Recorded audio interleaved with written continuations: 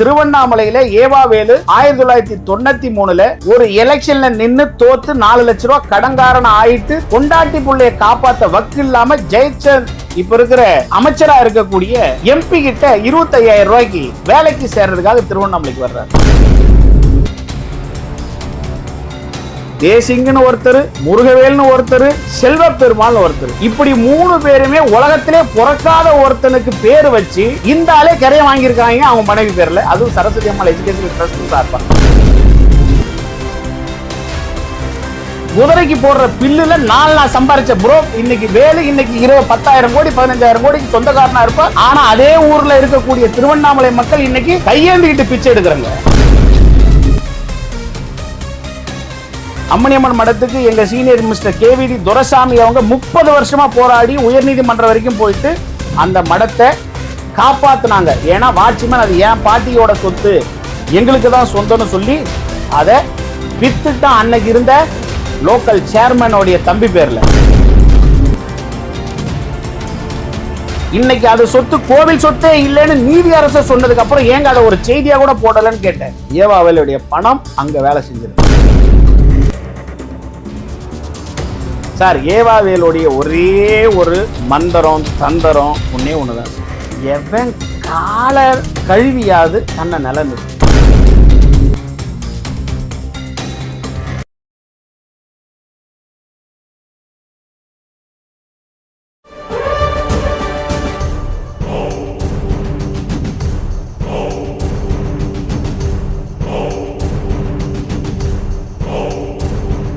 வாரும் நேயர்களுக்கு வணக்கம். இன்னைக்கு நம்ம காணொலியில் நம்ம கூட இணைந்திருக்கிறவர் மிஸ்டர் சங்கர் சார். இவர் மத்திய அரசு வழக்கறிஞர், பிஜேபியோட மாநில துணைத் தலைவர், ஆன்மீக பிரிவோட துணைத் தலைவர். வணக்கம் சார். வாரும் நேயர்கள் அனைவருக்கும் என் மனமார்ந்த வணக்கம் மற்றும் புருஷோத்தமன் உங்களுக்கும் என்னுடைய மனமார்ந்த வணக்கம். சார், இன்னைக்கு ஏவாவேலுக்கு ஆப்போசிட்டா ஒரு கேஸ் நீங்க ஃபைல் பண்ணி அதை முடிச்சுட்டு டைரக்டா அங்கிருந்து இங்க வந்திருக்கீங்க. ஸோ அந்த கேஸ் குறித்து நீங்க சொல்லுங்க சார். நான் வாரும் நேயர்களுக்கு தான் முதல் இன்டர்வியூ கொடுக்குறேன்.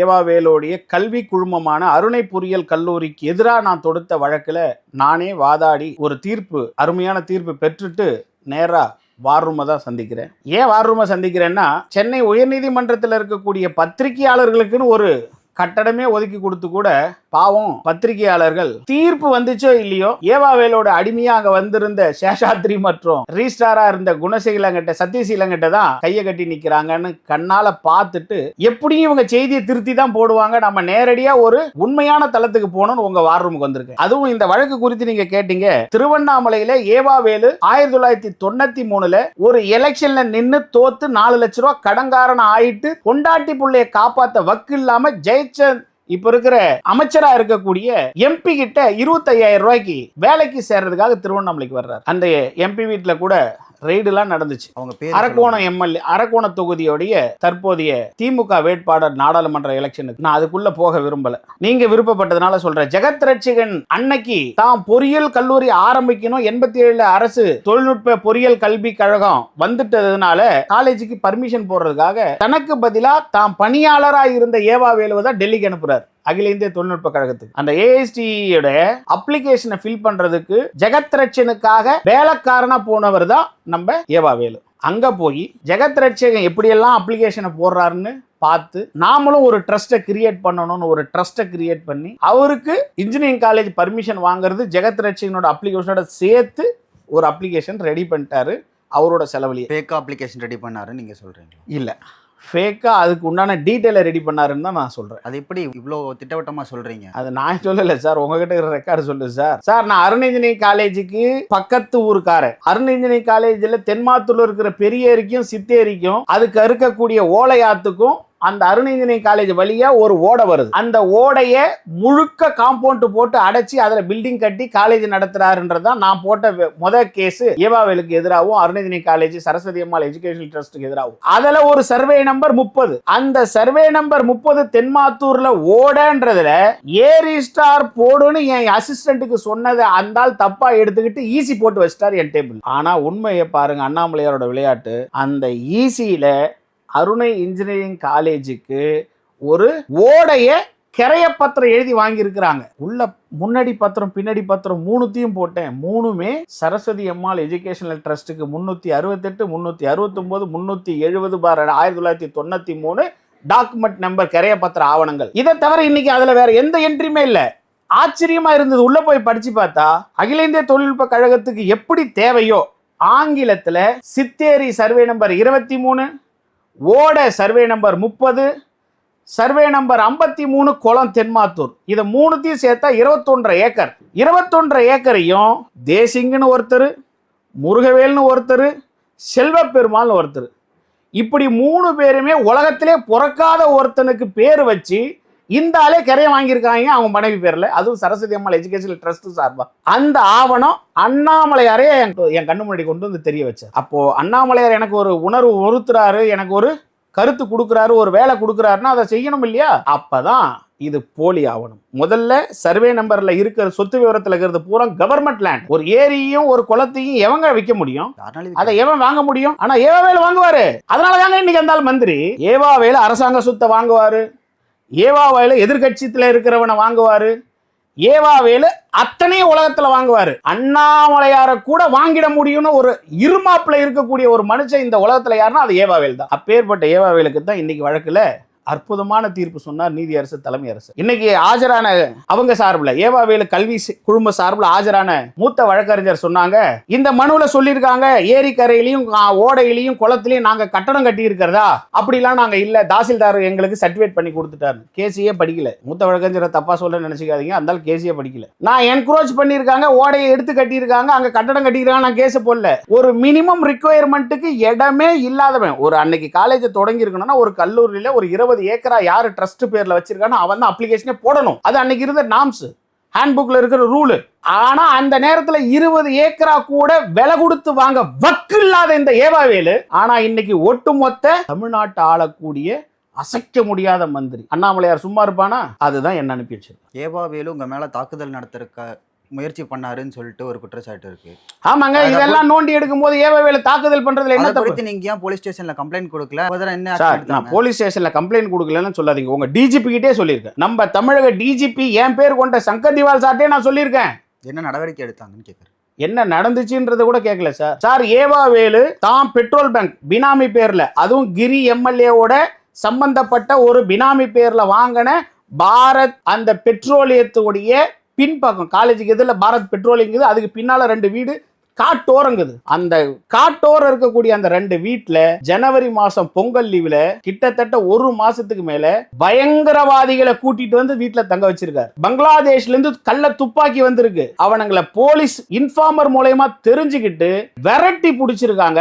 3 வீச்சருவா வந்திருக்கு. மதுரையில இருந்து வந்தவன் இருக்கான் அந்த கூட்டத்துல. திருவண்ணாமலையில என்ன யாருன்னு அடையாளம் காட்டுறதுக்கு ஒருத்தர் இருந்திருக்கான் அந்த கூட்டத்துல. இவங்க எல்லாரையும் பிடிச்சி துப்பாக்கி இருக்கிறதுனால போலீஸ் சரியான கவனிச்சு கையை உடைச்சதுக்கு அப்புறம் தான் சொல்றான் அது யார் மூலயமா அவங்க வந்தாங்க, எதுக்காக வந்தாங்கன்னு. அப்பதான் சொல்றான், இந்து முன்னணியில ஆர்எஸ்எஸ்ல பிஜேபியில இருக்கிற சங்கரை கொல்றதுக்கு தான் நாங்க இங்க பணம் வாங்கிக்கிட்டு வந்தோம். அந்த ஒரு ஸ்டேட்மெண்ட் கிடைச்ச உடனே யார் அனுப்பிச்சதுன்ற இடத்துல தான் இன்னைக்கு வரைக்கும் விடை கிடைக்கல. ஆனா அந்த சந்தர்ப்ப சூழல் எனக்கு விடை கொடுத்துருச்சு. ஒருவேளை இது உண்மையான காவல்துறையா இருந்திருந்தா என்ன கொல்ல வந்ததுக்கு உடனடியா எனக்கு தகவல் சொல்லி உஷார்படுத்தி இருக்கணும். உங்களுக்கு எதிராக இப்படி ஒரு சதி நடந்துகிட்டு இருக்கு சார், ஏற்கனவே உங்களுக்கு இஸ்லாமிய பயங்கரவாதிகளால ஆபத்து இருக்குன்னு சொல்லித்தான் PSO இந்த தமிழக அரசு கொடுத்திருந்துச்சு. இப்பயும் அந்த பயங்கரவாதிகளால உங்களுக்கு ஆபத்து இருக்கு, இத்தனை பேர் வந்து தங்கி இருந்தாங்களே, நாங்க மடக்கி பிடிச்சு கள்ள துப்பாக்கியும் 3 வீச்சருவாயும் வந்திருக்குன்னு காவல்துறை சொல்லியிருக்கணும். ஆனா கைகூலி ஏவாவேலுக்கு திருவண்ணாமலையில் இருக்கக்கூடிய எஸ்பி தன்னை வேஷத்தை மாத்திக்கிட்டதுனால எவனை புடிச்சாங்களோ அவன் திமுகவுடைய ஒரு முக்கிய புள்ளியோட தொடர்பு இருக்கான்னு தெரிஞ்ச உடனே காரு வச்சு கொண்டு போய் மதுரையில் அவனை விட்டு வந்திருக்காங்க. நாம்கா வாசுக்கு உள்ளூர்ல உதவி பண்ண ஒரே ஒரு முஸ்லிமை மட்டும் கையை உடைச்சு கஞ்சா கேஸ்ல புக் பண்ணிருக்காங்க. ஆனா எங்கேயும் ஒரு ஆதாரம் இருக்குன்னும் போது அந்த ஆதாரம் அந்த வழக்குல இருந்து எனக்கு கிடைச்சதுனாலதான் நான் டிஜிபிக்கு இப்போ தகவல் சொல்லியிருக்கேன். ஸோ என்ன கொலை பண்ணணும்னு நினைக்கிற ஏவாவேலு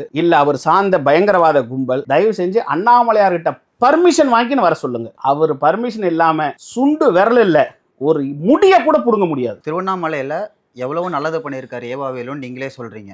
அவர் உங்க எதிர்க்கட்சிக்காரனால தான் இந்த மாதிரி அவர் மேல வழக்கு தொடுத்துட்டு இருக்கீங்களா? நான் சொன்னது வஞ்சக புகழ்ச்சி தலைவா. அந்த ஆள் வாழ்க்கையிலேயே கிடையாதுங்க நல்லது பண்ணது. என்ன திருவண்ணாமலை மக்களை பூரா என்ன வானத்துல பறக்க விட்டாரா என்ன? வண்டியில வந்த பில்லை இருக்கிற புரோக்கருங்க ஏவா வேலு. குதிரைக்கு போடுற பில்லுல 4 நாள் சம்பாரிச்ச இன்னைக்கு வேலு இன்னைக்கு 10,000 கோடி 15,000 கோடிக்கு சொந்தக்காரனா இருப்பார். ஆனா அதே ஊர்ல இருக்கக்கூடிய திருவண்ணாமலை மக்கள் இன்னைக்கு கையேந்திக்கிட்டு பிச்சை எடுக்கிறாங்க. 2 முறை அமைச்சரா இருந்துட்டாரு, 3 முறை எம்எல்ஏவா இருந்துட்டாரு. ஆனா என்ன எதிர்கட்சிக்காரங்களை கையில போட்டுக்குவார். அதுவும் எவ்வளோ இந்த எலெக்ஷன்ல பாஜக காரனை விலைக்கு வாங்கியிருக்காருங்க எனக்கு கிடைச்ச தகவல் பிரகாரம். அதுவும் பாஜக மாவட்ட தலைவரா ஏற்கனவே. இப்போ நான் உங்களுக்கு ஒரு உண்மையை சொல்லிடுறேன். இந்த டிவியில எந்த ஆவணத்தின் அடிப்படையில் இன்னைக்கு நான் ஏவா வேலுவோடைய கல்வி குழுமத்துக்கு எதிராக உத்தரவு வாங்கியிருக்கணும். இந்த ஆவணம் இன்னைக்கு பாஜக மாவட்ட தலைவராக இருக்கிற கண்ணாடி பாலு என்கிற பாலசுப்ரமணியம் கையில் 2007 இருந்துச்சு. ஆனா அரிசிக்கடை ராஜேந்திர மூலமா பேரம் பேசி 25 லட்சம் ரூபாய்க்கு அந்த ஆவணத்தை அந்த வழக்க முடிச்சுக்கிட்ட திறமசாலி தான் ஏவா வேலு. அதே ஃபார்முலாவில் இன்னைக்கு எங்க வேட்பாளர் முழு வெற்றி பெறக்கூடிய சூழல்ல ஏவா வேலு அதே கண்ணாடி பாலுக்கு தூது விட்டு 5 கோடி ரூபாய்க்கு ஹைவேல வேலையும் நாமினேஷன் தாக்கல் பண்ண வர்ற அன்னைக்கு முதலையே 5 லட்ச ரூபா பணத்தை கொடுத்து ஆஃப் பண்ற வேலையை பார்த்திருக்காருன்றது எங்களுக்கு கிடைச்ச தகவல். ஏவா வேலுவோட வெற்றிக்கு பின்னாடி அவர் வந்து பணத்தை கொடுத்து ஆட்களை விலைக்கு வாங்குறதுன்னு ஒரு பரவலான பேச்சு இருக்கு. உங்களுக்கு அந்த மாதிரி ஆஃபர் எதுவும் வரலங்கிறனால தான் அவர் மேல நீங்க சொல்றீங்களா இந்த மாதிரி குற்றச்சாட்டெல்லாம்? ஏற்கனவே யார் யாருக்கு ஆஃபர் வந்துச்சு நானே தான் போட்டு உடச்சிட்டேனே. என்ன ஆஃபர் விலை கொடுத்து வாங்கினா முதல்ல அண்ணாமலையாரை வாங்கினவர். இது அண்ணாமலையார் புள்ள. ஏவா வேலு பணத்துக்காகவோ அவனுடைய அதிகாரத்துக்காகவோ அஞ்சிர புள்ள இல்ல. அவனுக்கு அஞ்சிரமே மாவட்ட தலைவரா இருக்கலாம், எதிர்கட்சி எம்எல்ஏவா இருக்கலாம், எதிர்கட்சி மந்திரியா இருக்கலாம். கேவலம் ஏங்க எதிர்கட்சியில் அதிமுகவில் மந்திரியா இருந்தவரை அவர் சட்ட பாக்கெட்ல இன்னைக்கு வரைக்கும் ஊர்ல பேசுறாங்க. அதிமுகவும் திமுகவும் கூட்டு எங்க அப்படின்னா அது திருவண்ணாமலையில. அதனால ஏவா வேலுடைய பத்தி சர்டிபிகேட்டு இந்த ஜென்மத்தில் இல்லை, இந்த லோகத்தில் எங்கே போனாலும் நல்லதுன்னு கிடைக்கவே கிடைக்காது. அம்மணியம்மாள் மடம் கோயில் சொத்து இல்லைன்னு சொல்லிட்டு தீர்ப்பு வந்ததுக்கு அப்புறம் அதோட குறித்து அந்த எங்க ஏவாவேலோட முதல்ல குறி வச்சதுக்கு காரணம் அம்மணியம்மன் மடத்தை அவர்கிட்ட ஒப்படைச்சிடணுன்ற ஒரு கேவலமான நோக்கத்தோட. அம்மணியம்மன் மடத்துக்கு எங்கள் சீனியர் மிஸ்டர் கேவிடி துரைசாமி அவங்க 30 வருஷமாக போராடி உயர்நீதிமன்றம் வரைக்கும் போயிட்டு அந்த மடத்தை காப்பாற்றினாங்க. ஏன்னா வாட்சிமேன் அது என் பாட்டியோட சொத்து எங்களுக்கு தான் சொந்தம்னு சொல்லி அதை வித்துட்டான். அன்னைக்கு இருந்த லோக்கல் சேர்மனோடைய தம்பி பேரில் டிஎம்கே சேர்மன் மேலேயும் டிஎம்கே செக்ரட்டரி மேலேயும் கேஸ் எஃப்ஐஆர் ஃபைல் ஆயிருக்கு. அம்மணியம்மன் மடத்தை ஆக்கிரமிக்க வந்திருக்காங்கன்னு. அப்பேற்பட்டவங்க இவங்க மந்திரியா ஆட்சிக்கு வந்த உடனே பாஜக காரங்கிட்ட இருந்து 50 கோடி ரூபாய்க்கு நாங்க கோவில் சொத்தை மீட்டோன்னு செய்தி போட்டாங்க. ஆனா இன்னைக்கு அதே அம்மணியம்மன் மடம் கோவில் சொத்து இல்ல, அது பெங்களூர் டிஏ வையாபுரி செட்டியார் அம்மணியம்மன் மடம் அறக்கட்டளைக்கு சொந்தம்னு நீதியரசர் தலைமை நீதியரசர் பெஞ்ச் சொல்லியாச்சு. ஆனா இந்த செய்தியை போட ஒரு செய்தி நிறுவனம் முன்னாடி வரல. அன்னைக்கு அதே ஹைகோர்ட்ல வேடிக்கை பார்த்துக்கிட்டு இருந்த அத்தனை ரிப்போர்ட்டருமே விலை போன ரிப்போர்ட்டரா மாறி போனாங்க. ஒவ்வொருத்தரா தேடி போய் சொன்னேன். இந்த மாதிரி அன்னைக்கு நீங்க ஒரே ஒரு ஜேசி போட்டான் ஒரு உத்தரவு, அது கோவில் சொத்துன்னு சொல்லி வீட்டை இடிச்சான், 20 நாள் ரிமாண்ட் பண்ணான். ஆனா அன்னைக்கு நீங்க பாஜக நிர்வாகி கோவில் சொத்தை கொள்ளையடித்ததிலிருந்து மீட்கப்பட்டது சொத்துன்னு போட்ட நீங்க இன்னைக்கு அது சொத்து கோவில் சொத்தே இல்லைன்னு நீதி அரசர் சொன்னதுக்கு அப்புறம் ஏங்க அதை ஒரு செய்தியா கூட போடலன்னு கேட்டேன். ஏவா வேலுடைய பணம் அங்க வேலை செஞ்சிருக்கு. ஆனா இன்னைக்கு அண்ணாமலையார் நம்மளை காப்பாத்திருக்காரு. பாஜக காரனாகிய சங்கர் மேல சொன்ன குற்றச்சாட்டு பொய். அம்மணியம்மன் மடத்துக்கும் கோவில் சொத்துக்கும் சம்பந்தமே இல்லைன்னு சொல்லி ஜட்ஜ்மெண்ட் வாங்கியிருக்கோம். ஏவாவேலு கலைஞர் சிலை வைக்கிறதுக்கு உண்டான இடத்தை பத்தி தான் நீங்க கேட்குறீங்க, நான் புரிஞ்சுக்கிறேன் சார். ஏவாவேலுடைய ஒரே ஒரு மந்திரம் தந்திரம் ஒண்ணுதான் சார். எவன் கால கழுவியாது தன்னை நிலை நிறுத்திக்கணும். கலைஞர் கருணாநிதி செத்து போயிட்டா அவனுக்கு ஒரு சிலை வைக்கணும்னு முடிவு பண்ண ஏவாவேலு அதுவும் கிரிவல பாதையில வைக்கணும்னு வந்த காலேஜ் ட்ரஸ்டோட இடத்த கொடுத்துருக்காங்க. அதைத்தான் சார், அந்த ஆளுக்கு அறிவு அவ்வளவுதான். வெறும் 1 லட்சம் ரூபாய் போகாத இடத்த தான் சினிமா நடிக்கும் போது ஒருத்தனை தயாரிப்பாளரா போட்ட ஒரு டிரைவர், தான் காரு டிரைவர், அவரை வச்சு தயாரிப்பே சினிமா படத்தை போட்டு வச்சிருந்த அந்த ஆளு இன்னைக்கு அந்த ஆளுகிட்ட இருந்து 2 லட்ச ரூபா போகாத இடத்த 50 லட்ச ரூபா கொடுத்து வாங்குறாரு. அப்ப சந்தேகப்பட்டு தான் காத்தின்றவர் உயர்நீதிமன்றத்துக்கு போறாரு. இது ஓடைக்கு பக்கத்துல இவ்வளவு இடம் இருக்குங்க, 252 ஸ்கொயர் ஃபீட்னு சொல்றான். ஆனா உண்மையிலேயே அங்க 92 சதுர அடி கூட அந்த ஆளுக்கு சொந்தம் இல்லைன்னு நீதிமன்றத்துக்கு போகும்போது அங்க இருந்த முருகேஷ் கலெக்டர் உட்பட கேவலம் அங்க ஒரு நடவடிக்கை எடுக்கல. 92 சதுரடி தான் ஒருத்தனுக்கு சொந்தம்னா அவன் எப்படி முதல்ல 252 சதுரடி கிரையம் கொடுத்தான்? அந்த கிரையத்தை வச்சு எப்படி அங்க இருக்கிற தாசில்தாரும் ஆர்ஐயும் விஏவும் பட்டா மாத்துறாங்க? ஒருத்தன் கோர்ட்டுக்கு வந்த உடனே எப்படி அது 252 இல்லைன்னு சொல்லிட்டு திருப்பி 92க்கு வந்த? அப்போ ஒரு கொடுத்த பட்டா பொய்ன்னு ஒருத்தனை மாத்தணும்னா அங்க தப்பு பண்ண ஒருத்தன் இருக்கணும்ல? ஏன் அவன் மேல நடவடிக்கை எடுக்கல? அதுக்கெல்லாம் கைக்கூலியா இருந்தவன் ஐஏஎஸ் கலெக்டர் முருகேஷ். ஏன்னா நீதிமன்றம் சொன்னது அந்த ஆளை கொண்டு வந்து கமிட்டியில ரிப்போர்ட் போட சொன்னது. ஆனா கேவலம் வேலுகிட்ட கிடைக்கிற எச்ச காசுக்காக, எச்ச மரியாதைக்காக தன்னுடைய கௌரவத்தையும் எங்க கலெக்டர்ன்ற பவரையும் அந்த ஆளுக்கு அடமானம் வச்சவங்க அந்த ஆள் முருகேஷ். அப்படி வச்சவங்கிட்ட இன்னைக்கு வரைக்கும் நடவடிக்கை எடுக்கல. 92 சதுரடியை ட்ரஸ்ட் பேர்ல வாங்கி அவர் டிஎம்கேவுக்கு கொடுத்துருக்காரு. எப்படிங்க கொடுக்க முடியும்? ஒரு தனியாருடைய ட்ரஸ்ட் இடம், அதுவும் பப்ளிக் ட்ரஸ்டா, எங்க கிட்ட நீ 37B ஒரு அஃபிடவிட் எழுதி ஒரு எக்ஸம்ஷன் வாங்கியிருக்கிற, எக்ஸ்ட்ரா நீ லேண்டை வச்சு இருக்கிறது சீலிங் ஆக்ட்ல ஒரு எக்ஸம்ஷன் வாங்குற, அது பப்ளிக் ட்ரஸ்டா இருந்தால் தான் கிடைக்கும். அப்பேற்பட்ட ட்ரஸ்ட் உனக்கு யார் அதிகாரம் கொடுத்தா நீதிமன்றத்தில் ஒரு உத்தரவு கூட வாங்காம டிஎம்கேக்கு டொனேஷன் பண்ண? அதுதான் சொல்றேன். ஏவா வேலு எதையும் செஞ்சு நாம தப்பிச்சுக்கலாம் நினைக்கிறான். இனி ஒவ்வொரு வழக்கிலையும் அண்ணாமலையார்கிட்டயே விளையாடினவங்க ஏவா வேலு. ராஜகோபுரத்துக்கு முன்னாடியே 3 மாடி கட்டடம் கட்டி 300 கடைக்கு கிட்ட 150 கட்டை கட்டி ஒவ்வொரு கடைக்கும் 30 லட்ச ரூபா வசூல் பண்ணிடலாம்னு நினைச்ச ஏவா வேலை நீதியரசர் மகாதேவனே ஸ்டே போட்டார் சூமோட்டோல. நான் சிஜே பெஞ்சில் ஸ்டே போடுறேன், ஆனா அவர் அதே தானாவே சூமோட்டோல எடுத்து ஸ்டே போட்டு இன்னைக்கு காப்பாத்திருக்காரு கோயிலை. அப்பேற்பட்ட ஏவா வேலு யாரைத்தான் விட்டு வைக்க போறான்னு தெரியல. ஆனா அண்ணாமலையார் முடிவு எடுத்துட்டாரு, ஏவா வேலு விட்டு வைக்க போறது. எனவே மீண்டும் ஒரு முறை வார் ரூம் நேயர்களுக்கு நன்றி தெரிவித்துக் கொண்டு, உண்மைக்காகவும் தைரியத்திற்காகவும் பெயர் பெற்ற இந்த வார் ரூம் சேனல் மீண்டும் பல சாதனைகளையும் பல உண்மைகளையும் மக்களுக்கு தைரியமா வெளிக்கொண்டு வர உதவணுன்ற வேண்டுகோளோட விடைபெறுகிறேன். நன்றி, வணக்கம். நினைப்பதா நீல வண்ண பிம்பத்தை சிதைக்க முயல்வதா